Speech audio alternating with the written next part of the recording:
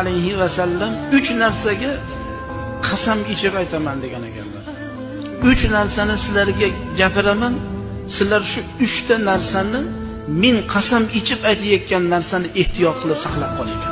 Birinchisi, banda qilgan ehson sadaqotlari bilan moli kamaymaydi. Men qasam ichib aytaman deyaptilar payg'ambarimiz sollallohu alayhi vasallam. Qilgan ehsoniga sadaqasini berayotgan bo'lsa, bergan ehsoni kamayib qolmasligiga men qasam ichaman deyaptilar. E'tibor beringmi? Demak, oilaga, bola chaqaga, qavmi qarindoshga inson hadiya ehson qilayotgan bo'lsa, meni pulim tugab qolyapti demasin, tugamaydi ekan.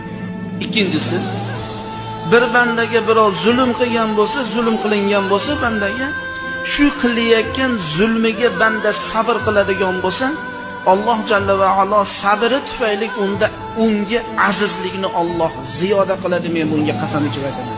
Birovga yomonlik qilyapti-da. Shu yomonligiga sabr qilyapti. Alloh ko'rib turibdi, Alloh bilib turibdi. Men haqligimni Alloh biladi. Men bunga aytganimni o'zimni oq qila olmayman, o'zimni izhor qila olmayman deb Allohga nima qilyapti?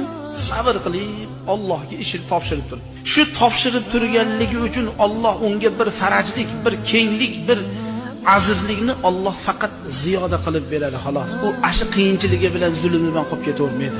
Shu insonda azizligi ziyoda bo'lishligiga men qasam ichaman deyaptilar-da payg'ambarimiz sollallohu alayhi vasallam. Uchinchisi, bir so'raguvchi banda so'roq eshigini ochsa, o'ziga tilamchilik eshigini ochsa, Alloh jalla va ala muhtojlik eshigini u bandaga ochib qo'yishligiga men qasam ichaman deb so'raveradi. Xudodan so'ramasdan, undan bundan so'raveradi. Bilib qo'ysin, u odam faqat shunaqa muhtojlik eshigini ochadi. Uning uchun shunaqa muhtojlik eshigini ochib qo'yilmasligi uchun Allohga muhtoj ekanligimizni bildirishimiz. Juda bir odamga ta'sirli gap ekan, muhtaram jamoat. Biz